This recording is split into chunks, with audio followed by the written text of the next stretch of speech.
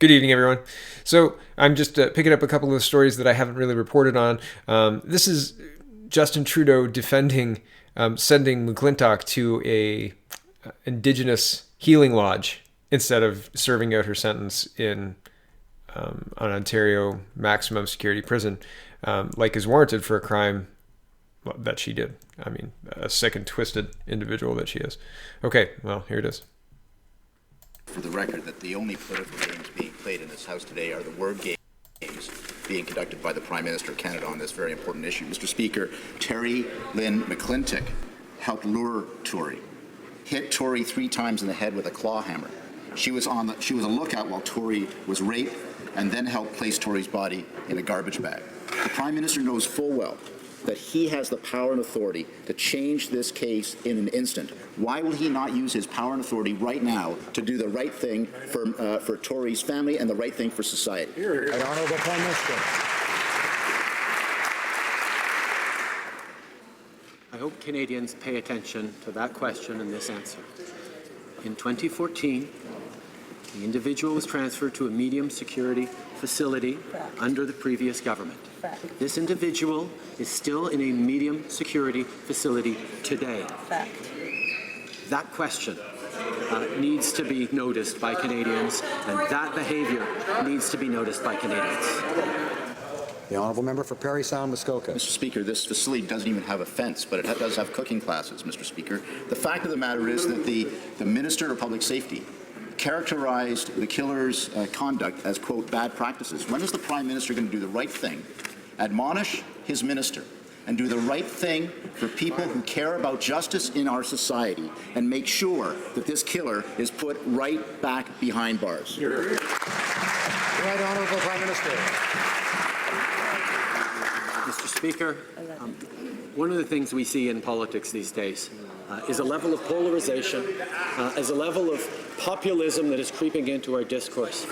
On this side of the House, we choose to anchor our decisions in fact, in the rule of law, and in due process.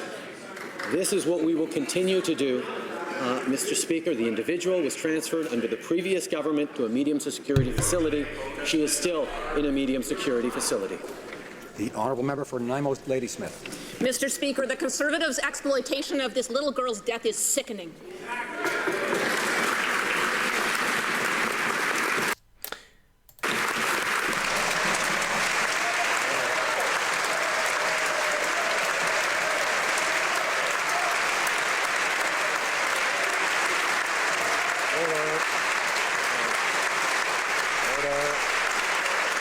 All right, and they just keep clapping. So, I mean, ridiculous. I don't think it's defensible on one hand, and I think it's insane that they're calling it partisan, that people are upset about this. They're trying to say that it's not okay to be upset about this.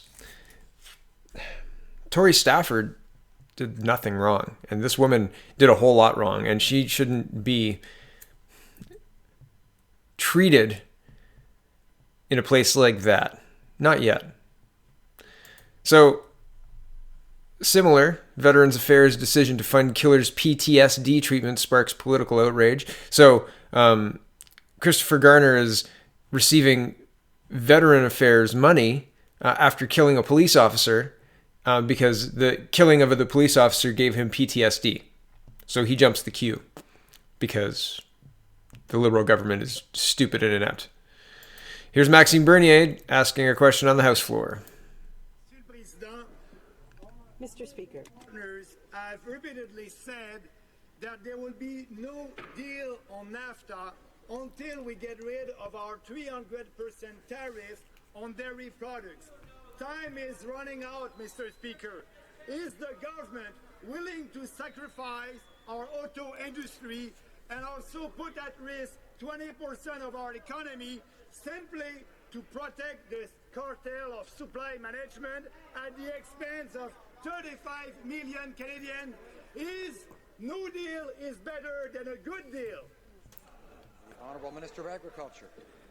Mr. Speaker, I would like to say I appreciate my honourable colleague's question, but I do not. The fact of the matter is, we are the party that implemented supply management, and we're the government that's going to support supply management. My honourable colleague is fully aware that supply management farmers supplies top quality, safe food for Canadians and receive appropriate return. Mr. Speaker, we will continue to support supply management in this area. Wow. I don't know who the minister is in the red turban, but he was really excited about that. He was very happy about that. But I found it interesting, the Mr. Bernier's question, and then the minister's response, and then the cabinet's, everybody's response in the cabinet. The laughter and the jeering, right? Like, they're doing this on purpose. It's meant to make him look ridiculous. What he's saying is not ridiculous. What he's saying is measured and reasonable. And we, as Canadians, need to catch up to the rest of the world because it's moving on and we're not. And that's a problem, especially if you're poking your biggest trading partner in the eye. Oh, right, NAFTA, trade. Let's have a quick. Everybody see what happened with Donald Trump calling out Chrystia Freeland yesterday? I did a quick video on Donald Trump. Link will be in the description. But he specifically calls Freeland out, and she's asked about it here. So here we go. Mr. Freeland, what did you think of the President's comments yesterday, saying he didn't like you? Does that help the NAFTA negotiations, Minister? Good afternoon, Glenn. Nice to see you too, but we really like to hear what you have to say about the President's comments yesterday. He was sort of targeting you very directly in kind of a personal way. So, questions you wish you could ask Minister Freeland, eh? Wow. So, not only does the Liberal government support Tori Stafford's killer being in a healing lodge, they also support giving veterans money to support PTSD for a cop killer. They all laugh at a question saying, are we really going to jeopardize 20% of our economy over 2% special interests that really we should be unwinding anyway? And just for fun, Chrystia Freeland is not a negotiator. She is a middle school vice president at best. And this is way out of her league, and Trump knows it.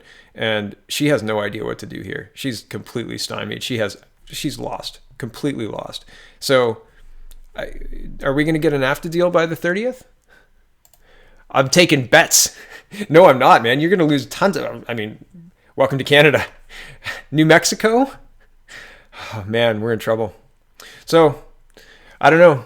Those are the stories that I've kind of missed out on, and there's the update. We're in no better shape, and the clock's ticking down, and our government is still completely inept. peoplespartyofcanada.ca. Thanks for watching. Have a great weekend, everybody. Stay safe.